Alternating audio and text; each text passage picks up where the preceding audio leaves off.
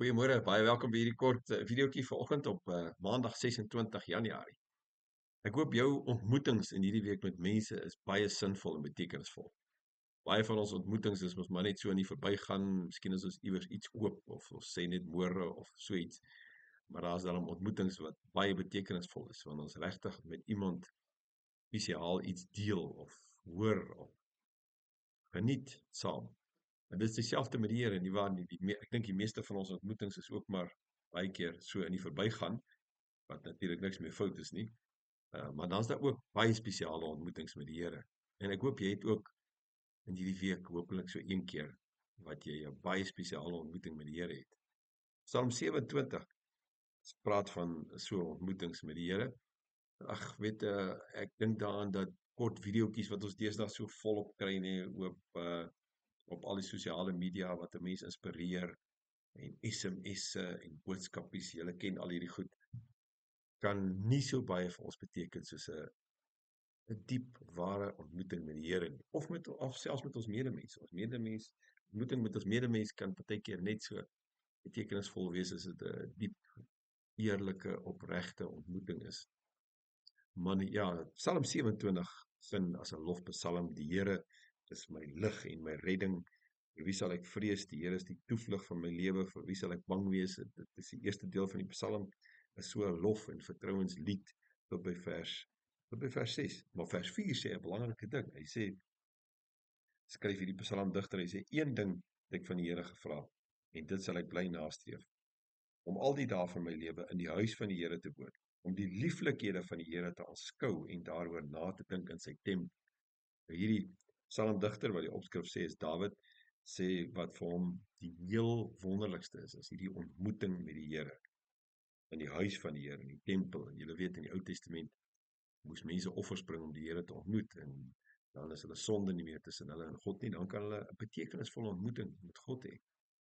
En hierdie Psalm sê Dawid smag daarna om die Here te ontmoet. Maar net daarna van vers 7 tot vers 12 sien ons dat daar 'n krisis is. In die Psalm beleef Dawid 'n krisis, vervolging, teenstanders, vyande ensovoorts. En hy sê, Here, asseblief, ek kom tog nie, ek roep na U. Luister tog, Here, na my stem wanneer ek roep. Wees my genadig en antwoord my. So, hy sit met 'n nood en 'n krisis. En ons is ook seker maar die hele tyd so, nee, ons lewens is nooit so dat ons daarna nie een of ander ding is wat vir ons 'n probleem skep.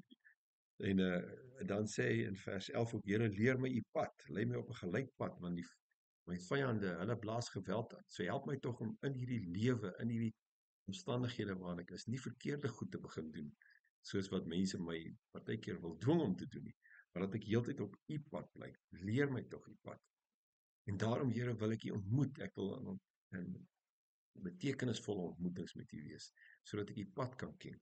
In vers 13 en 14 is baie mooi. Hy sê, as ek daarom nie geglo het, dat ek die goedheid van die Here sal beleef in die land van die lewendes nie. So daar is so 'n stuk twyfel en onsekerheid in Dawid, maar hy sê nee, ek weet uit die verlede uit, ek weet, as ek die Here ontmoet, dan is daar die versekering dat hy my sal help en dat hy my sal ondersteun. Dan sluit die Psalm af, wag op die Here. Wees sterk en hou moed. Ja, wag op die Here. Nou, ek wil vandag vir jou aanspoor om moeite te doen om die Here te ontmoet. Ja, partykeer is die verbygaande ontmoetings net so vinnig in ons stilte tye wanneer ons dalk te besig is ensovoorts. Party mense sê hulle beleef God se teenwoordigheid ook as hulle bestuur, hulle praat met die Here of waar ook al. Dis ontmoetings, maar ons moet ook tyd maak, moeite doen vir baie spesiale ontmoetings. Dawid hulle in die Ou Testament moes baie moeite doen om by die huis van die Here uit te kom, by die tempel. Gelowiges in die Ou Testament moes ver reis, hulle moes offers saamneem, baie keer 'n hele paar dae se reis na die tempel toe om God te gaan ontmoet. Hulle het moeite gedoen. En dan is daardie ontmoetings vir hulle betekenisvol. Dis wat Dawid van praat. So ons moet weet dat ons ontmoeting met die Here is nie sommer net ook sommer so nie. Die Here God het 'n wonderlike ding gedoen sodat ons hom in diepte kan ontmoet, en dit is Jesus se offer aan die kruis. Jesus het vir my en jou se sondes gesterf sodat ons 'n betekenisvolle, ware ontmoeting met God kan hê, sonder dat ons sonde tussen hom en ons staan. So met ander woorde, net in die naam van Jesus kan ons vir God ontmoet. Daarom sê ons ook, ons kom na U toe in die naam van Jesus Christus, en ons bid in die naam van Jesus Christus, want ons weet, dat dit 'n groot offer gekos, dat ons God kan ontmoet.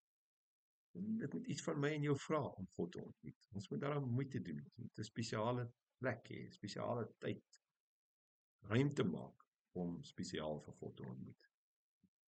Miskien moet ons vir mekaar in hierdie week vra, waar het jy vir God ontmoet, of hoe het jy vir God ontmoet, en nie sommer net vra, hoe was jou dag? Kom ons bid dat die Here ons sal help om hom te ontmoet. Here, in hierdie week, wag daar 'n klomp goed op ons elkeen, ons wil graag vir U ontmoet. En daarom bid ons in die naam van Jesus Christus, maak vir ons elkeen 'n ontmoeting met U moontlik. Ons dank U ook daarvoor nou al, Vader, want ons weet U wil ons ontmoet. In die naam van Jesus Christus. Amen. Totsiens, geniet die week.